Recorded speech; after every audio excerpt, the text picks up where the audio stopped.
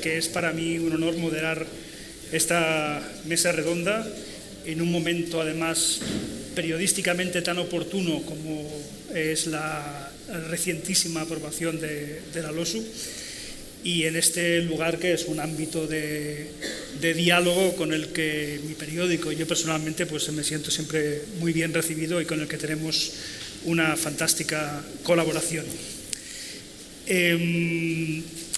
Vamos a hablar de un tema que yo creo que preocupa muy poco a mucha gente y nos preocupa mucho a menos gente, pero que yo creo que estamos todos convencidas y convencidos de que tenemos que levantar la mano y fomentar este tipo de actividades como las que nos vienen a explicar las tres personas que integran nuestras mesas, ¿no? Yo aquí de las múltiples acepciones de la palabra cultura a las que se ha referido el profesor Ariño, yo hablaría ahora de lo que sería la transmisión de conocimiento de áreas que fomentan el espíritu crítico, ¿no? Que es de alguna manera lo que las tres personas que estáis aquí estáis inoculando en vuestras respectivas universidades y en el ámbito universitario en general. Coincidíamos en una conversación previa que hemos tenido antes de venir aquí, en que tenemos toda la sensación de que estamos a punto de ver nuestro mundo alterado de una manera rápida y violenta por la irrupción, la popularización de la inteligencia artificial y sus consecuencias en todos los ámbitos, por supuesto el universitario y por supuesto el cultural. Mi opinión, y veremos a ver si luego lo podemos debatir. Yo creo que el auge vertiginoso de estas nuevas tecnologías que condicionan nuestros ámbitos de vida y nuestra manera de pensar requiere de ese contrapeso en forma de un nuevo humanismo, un humanismo que corrija esos avances tecnológicos, los excesos de esos avances tecnológicos, porque evidentemente estos avances tienen muchos factores positivos. Como decía este pasado domingo en un artículo publicado en la edición catalana del País, el profesor Jordi Llobet, el autor de un libro que seguro que todos ustedes conocen, El adiós a la universidad, el eclipse de las humanidades, decía este domingo que el gran reto sociocultural que tienen hoy todas las sociedades desarrolladas y digitalizadas es precisamente compensar el paradigma tecnocientífico con una formación humanística que se encuentra en las antípodas de esta técnica. Bien, yo creo que de algún modo las personas que nos acompañan tienen el mérito de haberse propuesto, sin una ley como esta que les ampare y seguramente encomendándose un poco a lo que pudiera pasar, desarrollar proyectos culturales, insisto, de formación de espíritu crítico en sus respectivos centros universitarios. Por orden de distancia, tenemos aquí a Antonio Javier González, que es responsable e impulsor de proyectos culturales en Cádiz, tanto en el Ayuntamiento como en la Universidad. Aparte de otras muchas cosas, tiene un proyecto en el que está colaborando la Universidad de los Mares, que yo creo que esto requiere seguramente una jornada por sí sola, porque me ha parecido interesantísimo cuando me lo ha explicado antes.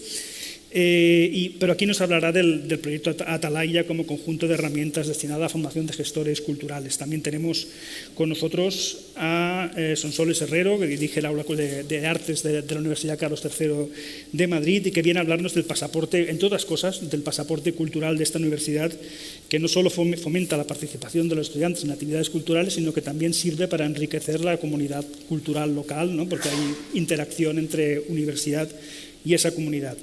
Y tenemos también a Carme Fanoll, directora del área de Cultura y Comunidad de la Universitat Politécnica de Cataluña, la UPC, que viene a hablarnos también de UPC Arts, que es un proyecto también completamente a contracorriente en una universidad técnica.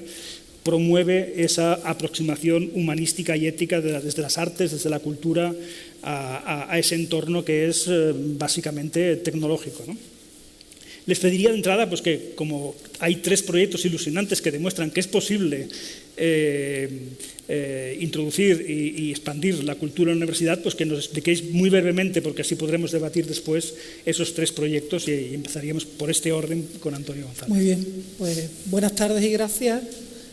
Lo primero, como está tan de moda la autoficción, sobre todo en la literatura, un pequeño comentario de historia de vida propio, ¿no? Yo llevo desde el 90 en este ámbito, en estos foros, y ya tengo la sensación de ser el dinosaurio de Monterroso, porque me despierto y yo sigo estando aquí, ¿no? Desde el 90, con debates a veces recurrentes, ¿no? La única manera quizás de evitar los debates recurrentes, especialmente para los profesores, los vicerrectores, los directores de secretariado, el nuevo personal que se va incorporando, es sobre todo que aprovechen la inteligencia acumulada que ahora sí tenemos y no teníamos en el año 90. Y quizá una modesta aportación a esa inteligencia acumulada es el Observatorio Cultural del Proyecto Atalaya, que es el que querríamos contar. Y en segundo lugar, les voy a hablar de cuestiones casi generales, estatales del Estado español, y me hubiera encantado tener 10 minutos para hablarle de la programación cultural de la Universidad de Cádiz, que es fantástica, permanente en el tiempo y que ha sido muy innovadora. Pero mi papel en esta mesa era más trasladarles cuestiones que puedan, con las que puedan identificarse de alguna manera todos los nuevos y los que ya llevan tiempo en este ámbito de la cultura universitaria. Rápidamente, si les parece, decirles que el proyecto Atalaya es un proyecto andaluz en el que están implicadas las 10 universidades andaluzas, con financiación de la Junta de Andalucía desde el año 2004, en el cual, por un milagro temporal que permanece en el tiempo y que parece que va a continuar, quizás con algunos cambios de nombre y de estructura, pues nos ha permitido trabajar de manera cooperativa, concurrente y no competente, que es el ámbito habitual de la universidad. Es decir, parece que a este espacio de la cultura universitaria alguien en algún momento pensó que la concurrencia podía ser más interesante que la competencia. Es un proyecto en el que cada universidad lidera, se parece un poco a las alianzas de universidades europeas, es decir, cada universidad lidera un proyecto en el que todas las demás, de una manera o de otra, se implican. En el caso de Cádiz, nosotros llevamos desde 2004 liderando proyectos muy concretos como Flamenco en Red, que es un proyecto de digitalización y de pasar una cultura que es puramente popular por el filtro de la universidad. A veces la mejoramos desde la academia, a veces la empeoramos también, ¿no? Todo se ha dicho de todas las formas, pero es un proyecto que tiene una gran repercusión internacional desde el punto de vista formativo. Tenemos también incursiones en manifestaciones que normalmente no son de la universidad, el caso de Tutores del Rock. Tenemos también incursiones en el mundo del cine y, finalmente, un proyecto muy regional que es el de literatura andaluza en red. Pero el que me toca a mí explicarles desde el Observatorio Atalaya hoy es el observatorio, desde el proyecto Atalaya, es el Observatorio Cultural. Bien, en el Observatorio Cultural del proyecto Atalaya llevamos haciendo distintos programas de manera continua durante todos estos años. ¿Cuáles destacaría entre todos, aparte de que tenemos más de 93 productos, etcétera? Bueno, todo eso que engorda los indicadores. Para mí lo más significativo es que el Observatorio Cultural del Proyecto Atalaya tiene una revista que se llama Periférica, que desde hace 23 años es la única revista que permanece en España. No digo que haya otras, las ha habido, pero es la única que permanece en el lapso de los 23 años. Y está dedicada a la gestión cultural y al territorio. El segundo proyecto que me gustaría destacarle es el Manual Atalaya de apoyo a la gestión cultural, en el cual hemos intentado, en ese ejercicio que pide la ley nueva de ciencia abierta, pues que desde hace casi 14 años cualquier persona que no tenga recursos pueda tener un acceso formativo al mundo de la gestión cultural. Y finalmente, el que nos va a conectar con la pequeña presentación que hago hoy es que tenemos un grupo interuniversitario de prácticas culturales que viene observando cuáles son las prácticas de las universidades andaluzas desde, como verán ahora, desde el año 2005. Hemos realizado casi 13 investigaciones en 16 años, a los que les gustan las cifras, decirles que tenemos libremente los microdatos de 32.000 cuestionarios, 3 oleadas de estudiantes, 2 oleadas de PDI, 2 oleadas de PAS, que bueno, en la nueva ley es PTGAS. Sí, suena un poco, sí. Me gusta mucho porque yo soy PAS y entonces me va a costar el cambio, pero lo intentaré, ¿no? Ciudades con campus, nos parece que las universidades no están ajenas al territorio donde viven, y luego en alguna incursión también a lo general del propio territorio andaluz en su conjunto. Cualitativo, cuantitativo, todo esto lo hemos ido abordando en este tiempo y tenemos este bagaje en el cual les quería lanzar algunas conclusiones. Y como siempre, como yo he estado en ese lado y volveré a estar mañana en cualquiera de las reuniones, para los que tienen que volver mañana a la mesa, sentarse y afrontar la dura realidad de la cultura universitaria en cada uno de nuestros territorios, el mensaje no es negativo, es real. Y de la realidad saquemos lo positivo, es decir, no quiero generar ese típico discurso agresivo que al final lo que hace es que dejemos y vayamos a un discurso de nostalgia, ¿no? Primer mensaje de los estudios de prácticas culturales: se acabó la distinción. O bueno, se acabó, más que se acabó, se desplazó la distinción burdiana. Ya no somos diferentes. Pero ojo, no son diferentes, según nuestros estudios de prácticas culturales, no son diferentes los estudiantes universitarios de los ciudadanos jóvenes de esa misma edad, con ese mismo corte sociodemográfico, no son diferentes, pero tampoco son diferentes el personal de administración y servicios, diferentes del mismo corte socioeconómico demográfico, pero lo más importante, tampoco son diferentes, distintos, distinguidos los profesores.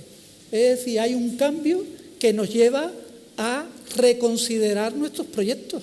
Si pensábamos que teníamos los mejores públicos en la universidad, las prácticas culturales, estos estudios nos llevan a la conclusión de que quizás tenemos públicos, tenemos usuarios muy similares al resto de instituciones que se proyectan en cultura. Me llamó mucho la atención porque en el blog de Universidad Sí, que conocerán probablemente algunos, sacamos una entrada con "se acabó la distinción", que era un titular muy provocativo, y no hubo casi comentarios, lo cual refuerza esa idea de que si se acabó la distinción es porque todos percibimos. La distinción no se acabó, la distinción se desplazó hacia otras formas de cultura, hacia lo que decíamos en el franquismo, la cultura física, es decir, ya saben, eso de temas de entrenadores personales, gimnasios, etcétera, la cultura gastronómica, es decir, ese afán por los vinos, la distinción a través de los restaurantes, eso sí está en nuestro colectivo y es un tema interesante. Otro elemento clave, que no conformamos élites culturales. Por lo tanto, nuestra forma de actuar tendrá que ser también diferente.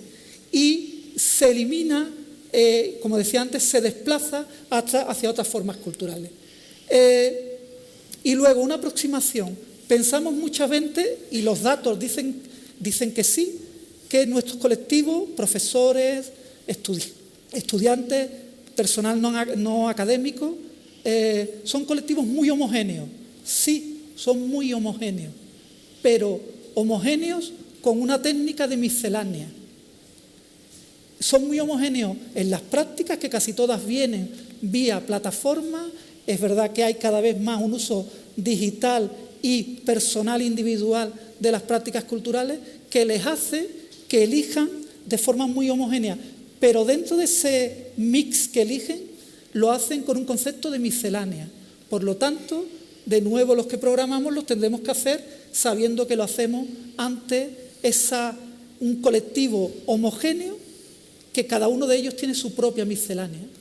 Y acercarnos a esa miscelánea será muy, muy complicado. La pandemia ha acelerado este cambio de paradigma, eso está completamente evidenciado, verificado, y tendremos que hacer unos cambios, yo creo que aprovechando quizá el empuje de la nueva ley, un cambio en nuestros enfoques. Esa sería la parte de los usuarios, los que están cercanos o alrededor de nuestro ecosistema. Y en cuanto a las estructuras, pues ya no me acuerdo si fue en 2020, me parece, el profesor Ariño y yo mismo hicimos un análisis de la dimensión cultural en el Estado, en el Estado español, y este era la radiografía que hacíamos. Es una radiografía, es que no veo bien y necesito levantarme, ¿vale? Bien, obviedades que la ley quizás ha detectado también. La dimensión cultural no es una misión autodetectada por la propia universidad, no se autodetecta, y eso tenemos que ser todos conscientes. No suele aparecer nunca o casi nunca en los planes estratégicos de las universidades, ni siquiera tenemos elementos o indicadores de ranking relacionados con cultura, y eso ya también nos da una lectura muy buena. Y luego también que la dimensión cultural no cuenta con una marca definida. Quizás la ley nos va a ayudar, porque la ley generará un reglamento, generará actualizaciones de estatutos y probablemente se uniformará el nombre de estos vicerrectorados o la estructura que se usa por la de cultura universitaria, y que sacaremos un poco en el tema de la marca ahora. Pero no obstante, aunque haya vicerrectorados de la dimensión cultural, la cultura universitaria se despliega en múltiples lugares de la universidad. Y si no lo tenemos en cuenta, si nos enfadamos cuando programamos o hacemos algún proyecto porque en una facultad están haciendo un proyecto similar, pues lo llevamos regular, lo llevamos mal. La dimensión cultural frente a la investigación y la docencia no tiene grandes estructuras de apoyo, ¿vale? Y también un tema que yo creo que querría transmitirles es que la dimensión cultural está en el momento actual muy alejada de las competencias, y utilizando el término de Antonio Ariño, de las disposiciones de nuestros estudiantes. Vivimos quizá muy alejados de ello. Invisibilidad para la CRUE, se ha intentado múltiples veces una sectorial. Yo no creo que la sectorial sea una solución para nada, pero al menos para vernos, para reencontrarnos de vez en cuando y poder compartir. No existe sectorial, y existe sectoriales de las cosas más curiosas. Les animo a que lo visualicen, ¿vale? Porque tiene ahí su punto interesante. Y, bueno, esta sería la foto que culminaría con una cosa que Antonio Ariño ha comentado, que no ejercemos liderazgo cívico. No somos, desde las estructuras de cultura, líderes de debates cívicos. Y eso creo que nos llevaría a una reflexión más profunda. Claro, con todo esto, con los mensajes catastrofistas que he dado de prácticas culturales y con este cuadro, parecería que no hay espacio. Y el mensaje que les queríamos lanzar, yo creo que todo, es que el espacio está virgen ahora. Es decir, es casi un océano azul en el que, si pensamos más en proyectos que en actividades, si pensamos más en disposiciones que en cupos o cupones, podríamos llamar, de reconocimientos de créditos y todas estas cuestiones que durante años hemos tenido, pues quizá el cambio puede ser rotundo. Y luego, sobre todo, destacar que de forma casi pionera y solitaria, en muchos vicerrectorados de cultura se ha hecho muy bien durante estos años y han mantenido una dignidad en las programaciones, en los enfoques, muy interesante. Entonces, simplemente acabo con una última idea. Una bibliografía básica, la tienen en la documentación, pero ¿por qué se las quería decir? Porque casi todo lo bueno que está escrito sobre la dimensión cultural lo ha hecho Antonio Ariño, que es nuestro maestro, ¿vale? Así que, nada, gracias.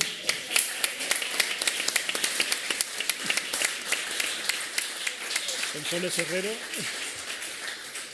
Bueno, buenas tardes, muchas gracias, bienvenidas y bienvenidos, y muchas gracias también en el día de inauguración de esta jornada, tener aquí al ministro con la LOSU recién aprobada, y muchas gracias al Círculo también. Yo estoy muy en sintonía con las palabras de Antonio Ariño y para presentar el servicio Aula de las Artes de la Carlos III también me remito a la inspiración de la universidad en su conjunto, de la institución libre de enseñanza. Provenimos de ahí, y el krausismo, por supuesto, y esto hace que en nuestra universidad, yo voy a ser optimista porque puedo serlo, tenemos la suerte de que ya nacimos con la necesidad de que todos los estudiantes hicieran lo que hicieran, fuese cual fuera la disciplina que cursaran, tuvieran que cursar 12 créditos en humanidades. Esto es mucho. Luego ya con la ley anterior, con el plan de Bolonia podían ser optativos, pero la Carlos III mantuvo los 6 créditos de humanidades. Y esto hizo que inventásemos esa herramienta por la cual yo creo que he sido invitada para contar, entre otras cosas, que precisamente para que las actividades culturales que nuestros estudiantes recibieran, tuvieran la calidad que muchas veces las universidades no podemos tener, y precisamente porque en las ciudades hay instituciones que hacen actividades con mucha más potencia, decidimos que lo que había que hacer era conectarse con el territorio, con la ciudad, hacer convenios de colaboración y propiciar, eso sí, y ayudar a que los estudiantes tuvieran un acceso a la cultura con una cierta preparación. Esto es un poco el propósito del pasaporte cultural.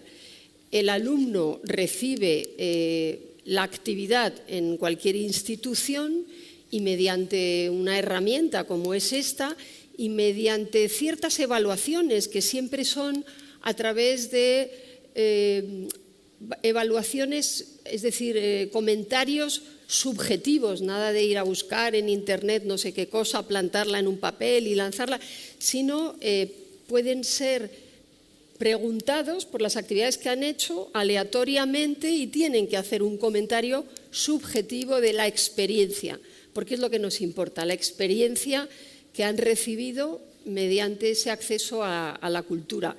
Claro, ahí hemos tenido socios, en el caso del Círculo de Bellas Artes, en el que estamos, muy potentes, porque incluso hemos llegado a crear un programa conjunto de talleres y cursos en verano para que estos alumnos salgan de los campus, dejen la cuestión endogámica y se muevan por la ciudad, yendo al Museo del Prado, viniendo al Círculo de Bellas Artes o haciendo actividades y teniendo experiencias culturales participativas de mucha calidad. También se hacen en los campus, pero ya digo que para nosotros no es importante que sean internas o externas, lo importante es que, como sabemos que la participación en cultura es adictiva, en la medida en la que empiecen por necesidad, porque tienen además que cubrir esos créditos, a conocer disciplinas artísticas, actividades culturales que no conocían,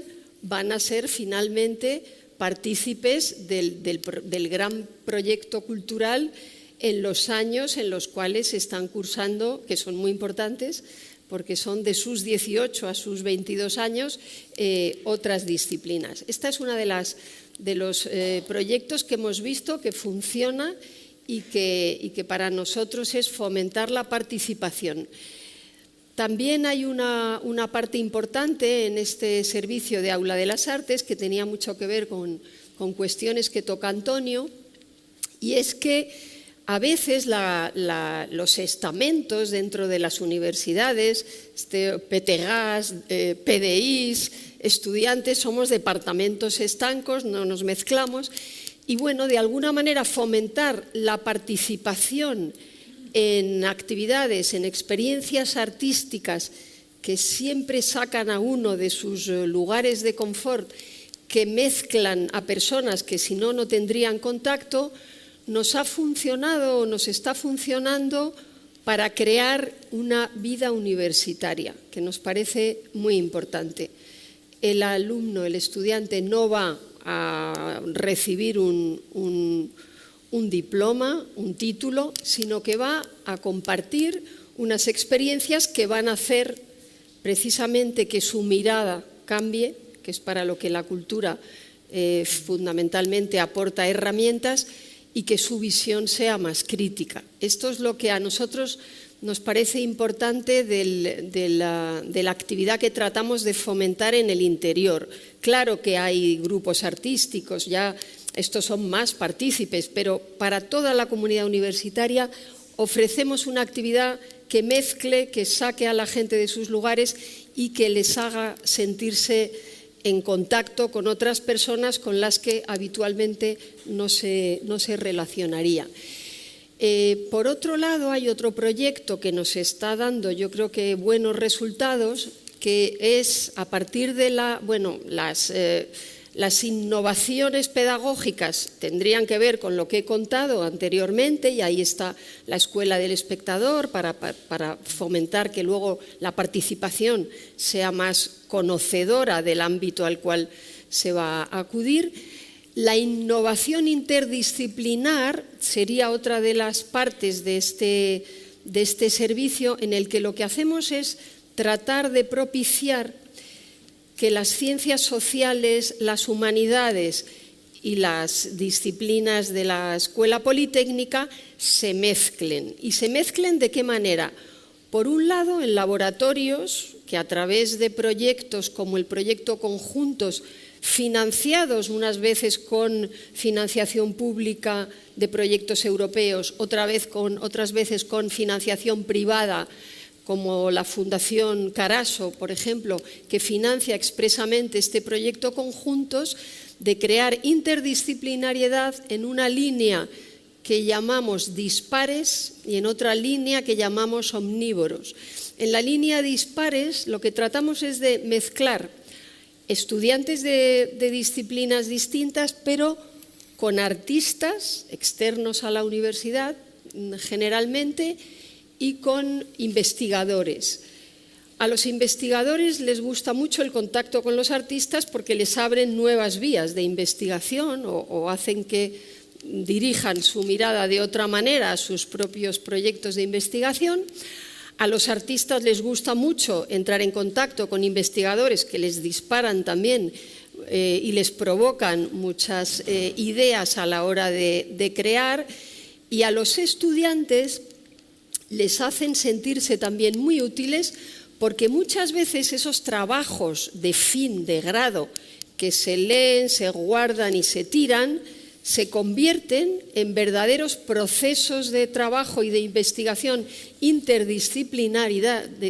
interdisciplinariedad, que acaba en este momento, en esta mañana, se estaba inaugurando en los teatros del Canal, en Canal Connect, uno de los proyectos hecho con alumnos en talleres, con profesores, con artistas, que acaban viajando, siendo exhibidos, yendo a festivales, y esos trabajos están hechos por estudiantes, a los cuales se ha ayudado, se ha tutelado, pero que al final abocan en procesos y proyectos de investigación que estimulan en todas las direcciones.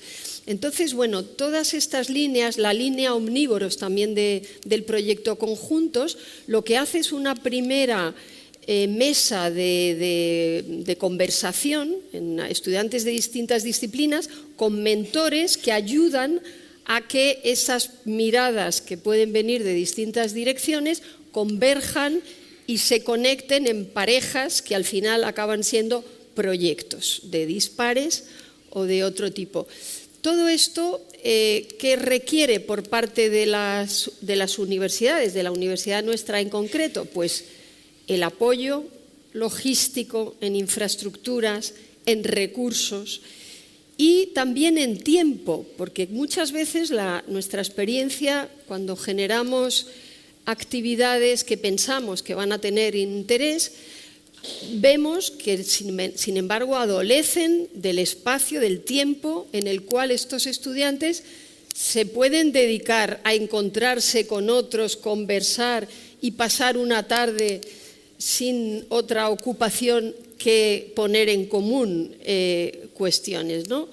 Claro, se les está pidiendo mucho, se les está pidiendo que añadan. Bueno, pues para que no sea añadir, el asunto de los créditos es fundamental. No es que, por supuesto, nos dicen, es que vengo aquí fundamentalmente porque quiero recibir un crédito. Claro, pero es que el tiempo de ellos está también limitado y si eso no se reconoce con créditos, ya digo, en nuestro caso se llamen de humanidades, optativos, transversales, en definitiva es reconocer que eso es válido, que es muy valioso que salgan a la sociedad y que, por ejemplo, vayan con otro proyecto que nos ha financiado Caixa a un pueblo en Extremadura. Nosotros estamos ubicados en Madrid, Garrovillas de Alconétar, de repente, para hacer un proyecto de transformación social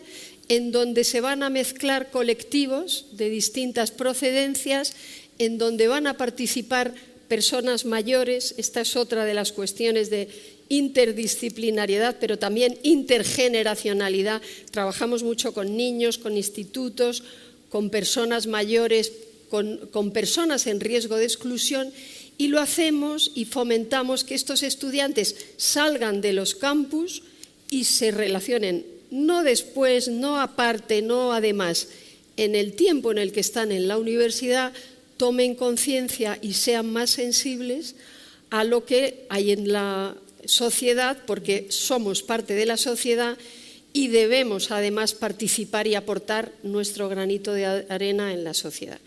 Esto, bueno, muy resumidamente es lo que estamos tratando de trasladar. Como luego va a haber una conversación, dejo para ello otras cuestiones. Gracias.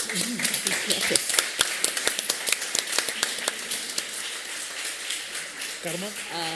Buenas tardes. Para cerrar el círculo de estas primeras presentaciones, en primer lugar, agradecer al ministro Joan Subirats esta apuesta, al señor Hernández y al señor Rocco por emplazarnos en este maravilloso espacio, al señor Antonio Ariño por ser nuestro maestro, ¿no? Yo creo que ha quedado bastante demostrado su currículum y su bibliografía desde donde poder tirar los hilos, y a todos los compañeros que estáis aquí y de los que creo que podré aprender muchísimo y podremos compartir todas estas experiencias.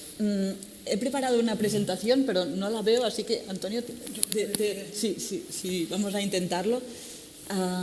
Porque no sé si veré. Bueno, si los compañeros, en primer lugar, pues comentaros, como Miquel Molina ha dicho, vengo de la Universidad Politécnica de Cataluña, es una de las 4 universidades politécnicas de España. Desde el año 2021 tenemos el área de cultura y comunidad, por lo tanto somos quizá una de las experiencias más jóvenes de las que hoy podremos comentar.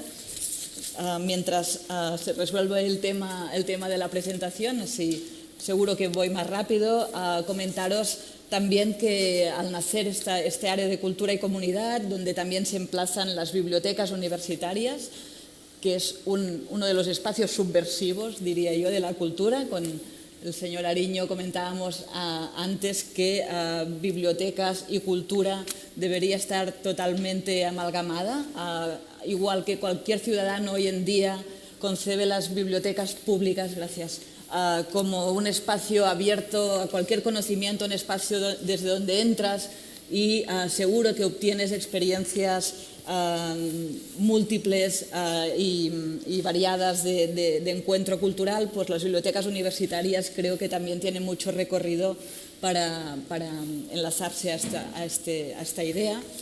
Entonces, intentaré pasar, sí. Lo primero que hicimos fue, igual que el resto de compañeros, hoy veo entre el público también muchos técnicos de cultura de universidades, intentar crear comunidad. Para ello, pues estamos en contacto tanto con el PAS, con el PDI, como los estudiantes. Sonsoles lo ha recalcado. Es importantísimo que la cultura universitaria no sea concebida solo para los estudiantes, solo para uno de los colectivos, sino que para los tres colectivos, pero sobre todo también enlazar con la sociedad, que también aquí se ha comentado. Tenemos diferentes comisiones desde donde poder conocer los intereses de los respectivos colectivos, y tenemos también la suerte de que Marina Garcés esté en la comisión de expertos externos que nos enlaza con las aventuras culturales y de pensamiento, sobre todo de Cataluña, de nuestra ciudad, pero también conectados con el CERN, por ejemplo, para conocer pues, nuevos aspectos culturales. Y como os he dicho, los bibliotecarios, estas agencias subversivas del conocimiento, del que pues tenemos la suerte de ser partners y ser compañeros. En cuanto a los objetivos, no me voy a entretener mucho, porque creo que todos vosotros entenderéis perfectamente estos 4 puntos, y se ha comentado aquí entre los compañeros la necesidad de revalorizar la vida presencial después de la pandemia. Creo que es más patente que nunca esta necesidad de crear vida universitaria, como comentaba Sonsoles. Tenemos un vicerrector en la Universidad Politécnica que habla de abolir los polígonos educativos para realmente ejercer de campus educativos que recreen la vida cultural. Promover este contacto con las ciudades, con la vida asociativa, con la vida, no ser setas dispuestas a la enseñanza, sino estar en permanente contacto. Tema de la formación integral. No tenemos la suerte de tener un pasaporte cultural o una inclusión dentro del currículum, pero creo que después, en el momento del debate, hablaremos de los pros y los contras, quizá, de incorporar a través de los créditos o dentro de la formación la cultura. Y, por último, el tema de la investigación, de impulsar la investigación. Paso... Vaya, bueno, pues no paso. Cuando se pueda pasaré a una muestra de las agendas culturales que tenemos. Si no, creo que en la página web después podrán colgar las presentaciones. Veréis las múltiples posibilidades que intentamos también combinar en este amalgama, ¿no?, que Antonio nos comentaba, nos permitía visibilizar que realmente los intereses son muy heterogéneos. Por lo tanto, estamos incorporando muchos proyectos vinculados, como en la Universidad Carlos III, con el Teatro Nacional de Cataluña, el Museo Nacional de Cataluña, todos los grandes, el CCCB, los grandes exponentes de la cultura, tener proyectos con ellos para salir de los campus, ¿no? Creo que hay demasiada tendencia a quedarnos en nuestros espacios, a hablar entre nosotros, y creo que es urgente pues esta otra alternativa. Creo que, no sé, lo intento explicar, pero os emplazo a visitar la página web de UPCARS para conocernos mejor. En la encuesta, que como Antonio también tiene los diferentes informes, la encuesta que lanzamos a nuestros estudiantes dio un titular que me gustaría compartir con vosotros. Era el principal interés para los estudiantes de la Politécnica, es decir, de los futuros ingenieros, físicos, arquitectos, era clubs de pensamiento, clubs de filosofía. Por lo tanto, oído cocina, ¿no? A emplazarnos desde la base. Lo que nos piden es complementar esta formación con los aspectos humanísticos, que luego seguramente que también podremos comentar, o los temas de escritura, ¿no? La escritura creativa, los clubs de lectura, una cosa tan habitual en cualquier espacio educativo, en las bibliotecas, también en la universidad. Comentábamos también de iniciar debates cívicos, ¿no? Creo que Antonio nos emplazaba. También estamos en el espacio Casa Seat, un espacio muy céntrico de Barcelona, propiciando diálogos UPCARS, donde se acerca la tecnología a las humanidades. Os emplazo a venir el próximo 26 de abril a escuchar a 4 rectores de la Pompeu Fabra, de la Universidad de Barcelona, de la Autónoma y de la Politécnica, a hablar de este tema, del papel de la cultura y del tecnohumanismo, de estos vínculos en el espacio Casa SEAT. Os comentaba en una de las diapositivas un tema que para nosotros es clave y del que estamos haciendo prueba y error constante, que es la comunicación, cómo llegar a nuestro público, cómo realmente emplazarnos a encontrar su canal. Hablábamos también del canal TikTok, ¿no? Con Miquel Molina, que es periodista de La Vanguardia, ¿no? Me parece, todos nos rasgamos las vestiduras cuando vemos que La Vanguardia está abriendo un canal en TikTok, pero es que también allí es donde tenemos que estar y esto nos hace pues, cruzar unas vías que tenemos que conocer. Os hablaba también, o intentaba abordar en la presentación el tema de la táctica y estrategia, ¿no? Yo creo que Antonio Ariño nos ha hablado de forjar disposiciones. Yo me remetía a Mario Benedetti con la táctica y la estrategia para saber por qué hacemos todo esto, ¿no? Por qué nació UPC Arts. Benedetti en este poema precioso que tiene habla de táctica. Es un poema amoroso, me permitiréis que haga el símil con la cultura. Mi táctica es quedarme en tu recuerdo, no sé cómo ni sé con qué pretexto, pero quedarme en vos. Mi estrategia es que un día cualquiera, no sé cómo ni sé con qué pretexto, por fin me necesites. Entonces, a nuestra comunidad, sembrar esta voluntad de también la cultura universitaria, reflejarla en todo lo que hacemos. ¿Para quién? Era la otra propuesta, digamos, de mensaje. Nosotros había puesto, pero todos lo tenemos visualizado, una imagen de Sheldon, de Big Bang Theory, ¿no? Este prototipo de estudiante totalmente inmerso en su área tecnológica, en su brillantez a nivel de cálculos, pero del que es muy necesaria la visión de socializar. Creo que no podemos perder de vista esta necesidad y esta voluntad por parte de la institución de propiciarla. Y es muy cierto lo que comentaba Sonsoles de la falta de tiempo. Con el Plan Boloña todavía se estrechó más estas posibilidades, por lo tanto, compartir buenas experiencias hoy en este nivel.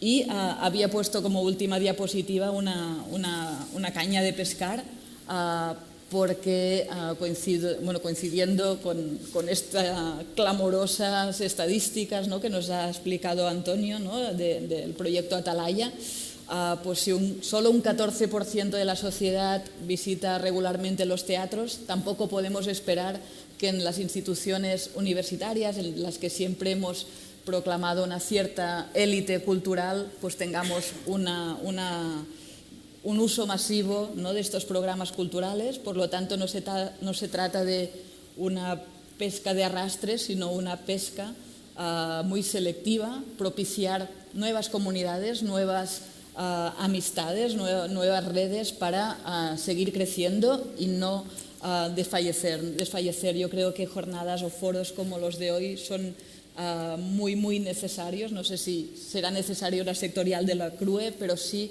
crear muchos más espacios como los de hoy. Muchas gracias.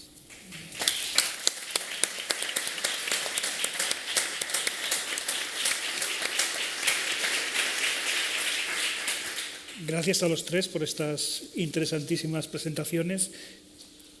No dejan de ser historias de éxito, ¿no? Que seguro que nos invisibilizan otras muchas historias que no han tenido éxito, o porque han encontrado trabas, o porque no han encontrado personas que las defiendan con el entusiasmo con el que las estáis defendiendo vosotros. ¿Creéis que realmente existe la sensación, la universidad tiene la sensación de que hay que ejercer ese liderazgo cívico del que hablaba Antonio para promover las humanidades y fomentar esa práctica de la cultura como eje para la formación de espíritu crítico? ¿O tenéis la sensación de que estáis trabajando muy a contracorriente y que no respondéis al conjunto de lo que está sucediendo en el resto de universidades o de facultades de vuestras propias universidades. Ahora ya como os apetezca.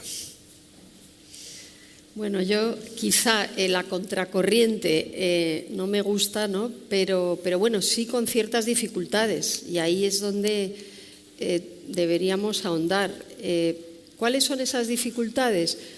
Pues ha habido algo también comentado en relación con la mala comprensión de lo que puede ser competitivo o concurrente, y ahí entramos en terrenos un tanto dificultosos, ¿no? En las universidades ocurre mucho lo de los departamentos entre sí, por supuesto, y los departamentos también con los servicios. Esto compete a esto o deja de competir a tal otro servicio o instituto, y eso es muy malo, claro. Eso, sobre todo cuando además lo que hacemos es querer proyectar a la sociedad o querer conectar a la comunidad universitaria, en este caso fundamentalmente a los estudiantes, que son los que están ahí más vulnerables, incorporarlos a cuestiones que no son las que generan estas conexiones, este trabajo en red, estas relaciones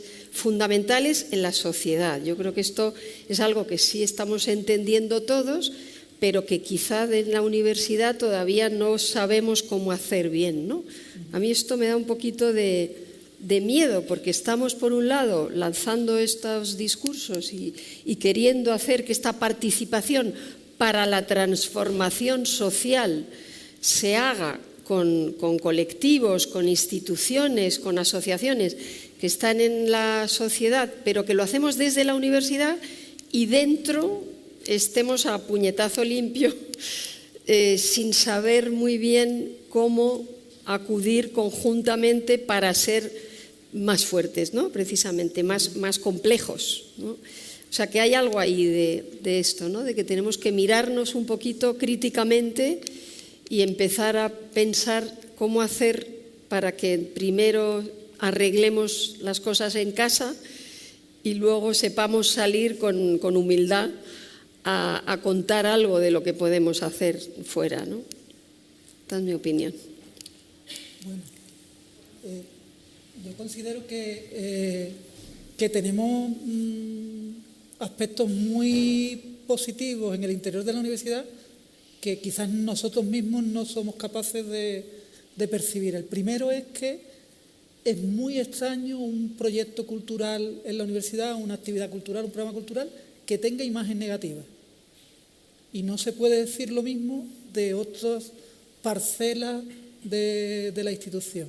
Es decir, tenemos a favor, como un viento a favor, que no estamos sabiendo aprovechar bien. Luego, interiormente, cuando llega el momento del reparto presupuestario, siguen la misma norma, nos parecemos cada vez más a la sociedad. Yo creo que el proceso de globalización, de universalización de la universidad, que es muy positivo, también en ese aspecto de la distinción hace que nos parezcamos cada vez más en los comportamientos. Si en el gobierno central, en una autonomía, en un ayuntamiento, hay concejales que son, o ministros que son capaces de decirte que si la gente no está comiendo, ¿para qué vamos a hacer cultura? En la universidad ese discurso también lo hemos escuchado en alguna ocasión, y es lógico porque somos tan parecidos a la sociedad que nos permeabilizamos hasta en esos comportamientos. En el tema presupuestario, evidentemente, somos quizás de las misiones de la universidad que más dinero capta fuera de la universidad. Eso a veces nos hace mercenarios, y quizás hay un debate ahí interesante sobre hasta dónde podemos llegar en la captación de recursos humanos, porque ya hay unidades que están captando el 95% de su presupuesto de capítulos de actividades. Eso es muy positivo, pero te permite hacer la política que la universidad quiere. Y luego hay un tema de estrategia. Yo vengo de plan estratégico y muchas veces yo tengo la sensación que ninguno de los que hemos estado aquí hemos tenido el mensaje de nuestro rector de darnos una estrategia clara de lo que quería en materia de cultura, fuera la que fuera. no me planteo, fuera la que fuera. Es decir, y en esas cuestiones, estrategia, presupuesto, pues tenemos nuestro mix, ¿no? nuestra mezcla. En el caso de la Politécnica, añadir que nos favorecen las corrientes internacionales, no solo las siglas STEM, a mí se me ocurre, ¿no? El incorporar Science, Technology, Engineering y Arts, ¿no? Que en nuestro caso había compañeros que decían, no, es arquitectura, no es solo arquitectura, es arte, ¿no? Y entonces, la fe intrigante que decía antes él. Exacto, sí, lo mismo, ¿no? Creo que es importante, ¿no? Que si en el MIT incorporan un 30% de créditos en el primer curso humanísticos, esto alerta a muchas personas, ¿no? De que están cambiando los aires, por lo tanto, también lo que os comentaba antes de que los mismos alumnos, no los mismos estudiantes buscan y nos solicitan, ¿no? Incorporar la vertiente social, la vertiente ética en su paso, ¿no? En sus conocimientos tecnológicos. Por lo tanto, esta cultura universitaria también se ve cada vez con mejores ojos, cada vez más, espero que sea más transversal, y pienso que estamos consiguiendo pues más afinidades para ir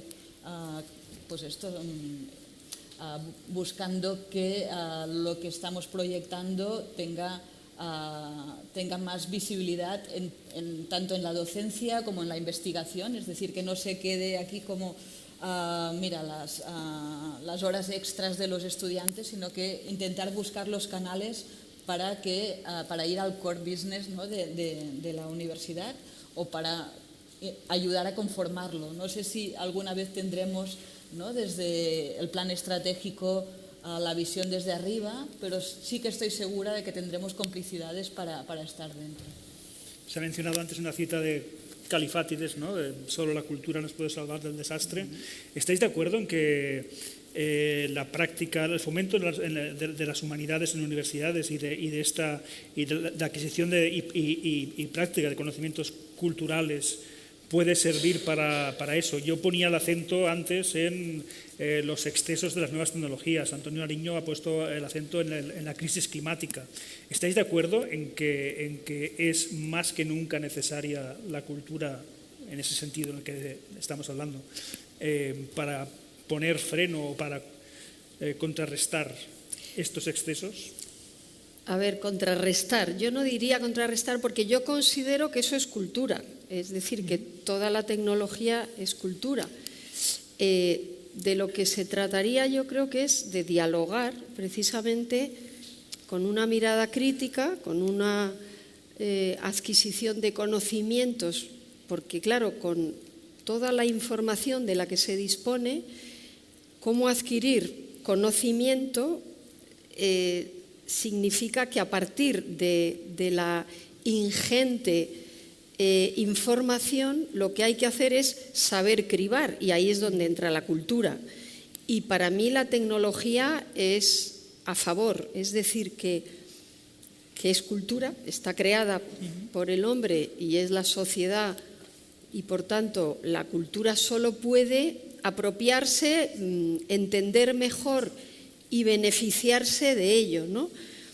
Y yo creo que estamos hablando de lo mismo. Cada vez estamos más seguros, y ahí Antonio también hablaba en sus palabras de inicio, de que estamos volviendo a unir lo que nunca debió de separarse, ¿no? Y en ese sentido, los estudiantes de ahora, a mí me parece, son más próximos a entender esto que a lo mejor generaciones como a la que yo pertenezco, pues han vivido más de manera separada. Yo creo que los chicos de hoy entienden todo en un uno, y eso es a favor, y por lo tanto lo único que hay que hacer es intentar propiciar el debate crítico en torno a cómo es esa acogida o esa convivencia, que para mí es, ya digo, es una y solo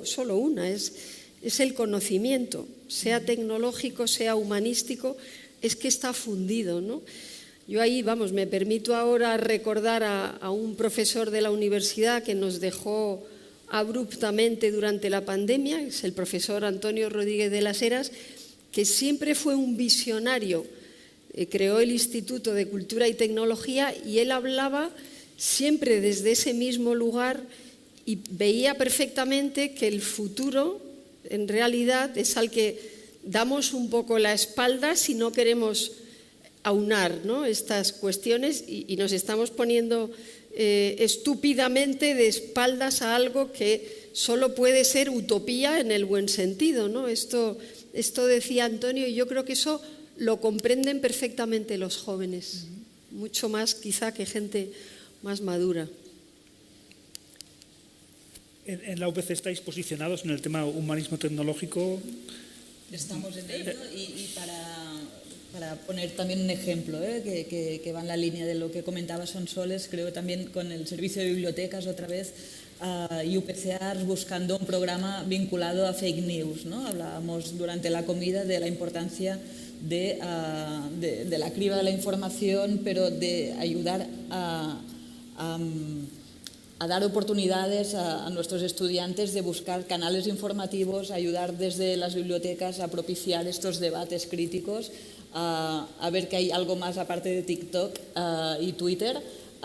Y aquí creo que los medios de comunicación serán de máximo interés, como los medios de interés y la universidad pueden unirse para trabajar estos aspectos a nivel transversal, porque creo que es crítico realmente y seguramente nos tocará pararnos y cuando el chat GPT 4, 5, 6 esté cambiando los procesos académicos, mirar cómo desde todo el entorno podemos parar y vehicular programas que ayuden a estos ciudadanos, digamos, a ser más críticos. Y aquí creo que muchos agentes ya tendríamos que estar trabajando de forma patente en las universidades. Y lo que me refería un poco era eso, la sensación de que va a ser necesaria una cierta cultura de emergencia.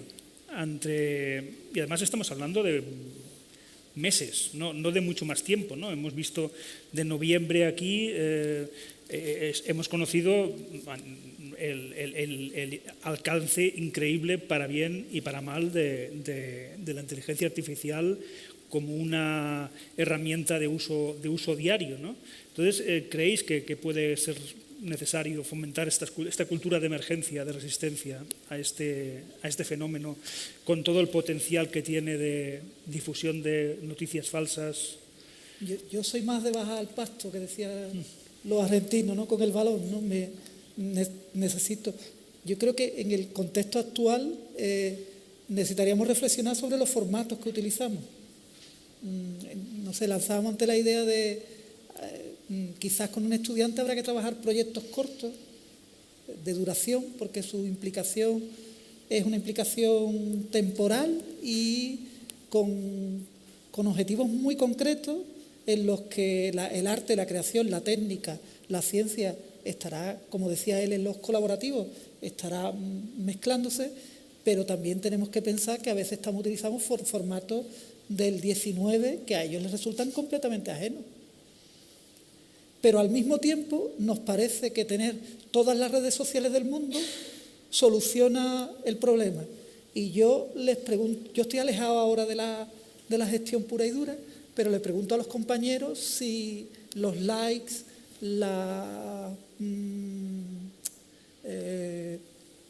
el número de impactos en una red social concreta, ellos están notando si le está incrementando la participación. No digo física, a veces digital, porque tenemos muchos programas que son digitales, y la respuesta es no.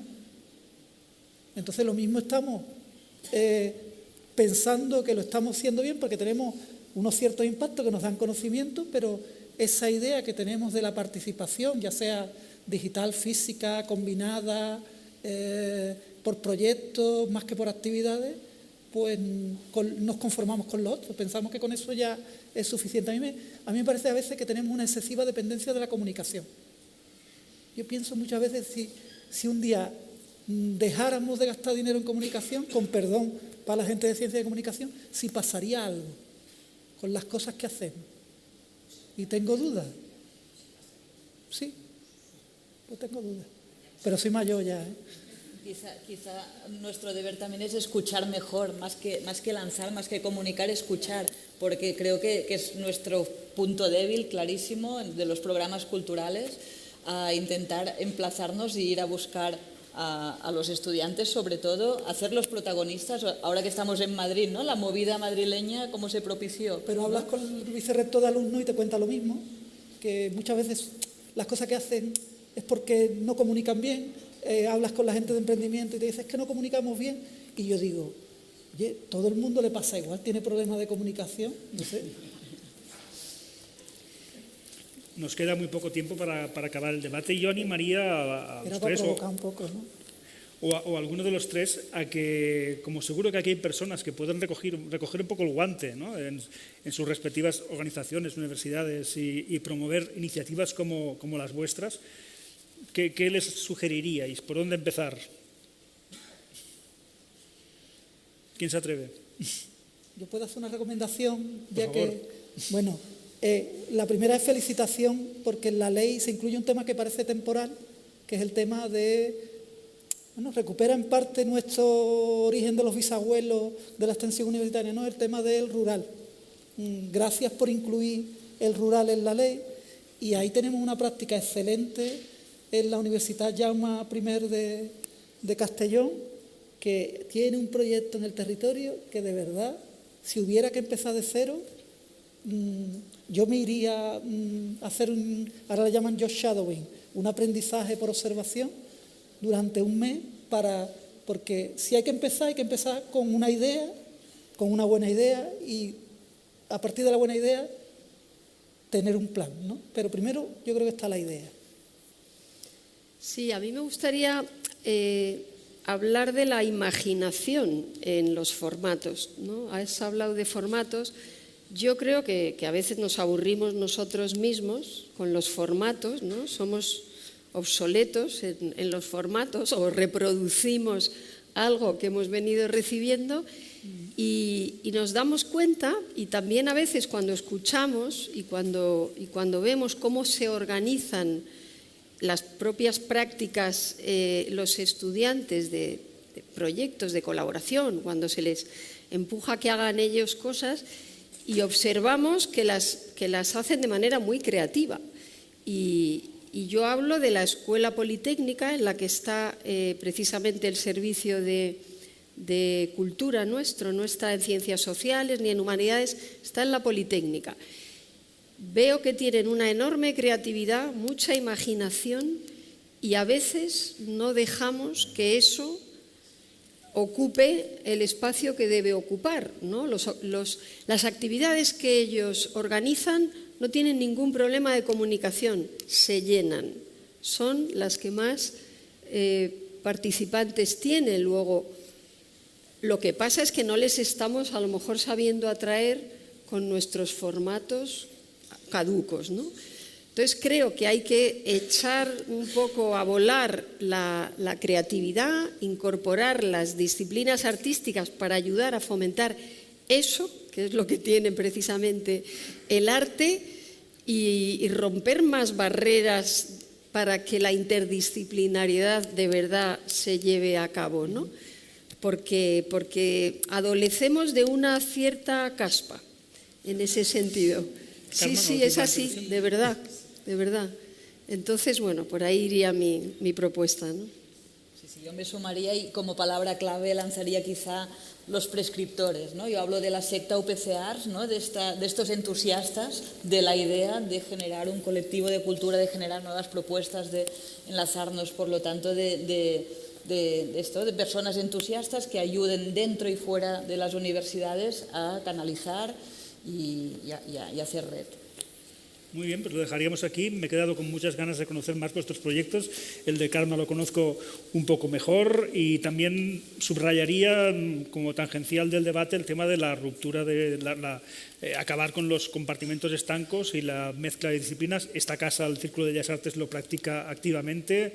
El ministro en esto también está comprometido y hay personas aquí, Inma Aguilar, que también trabajan en esto. Además, también esto aporta interesantes puentes entre ciudades que no siempre han estado bien relacionadas últimamente. Madrid y Barcelona, hay en la cocapitalidad, ha habido recientes experiencias en este sentido, y bueno, lo dejaría aquí como mensaje positivo. Gracias por vuestra atención.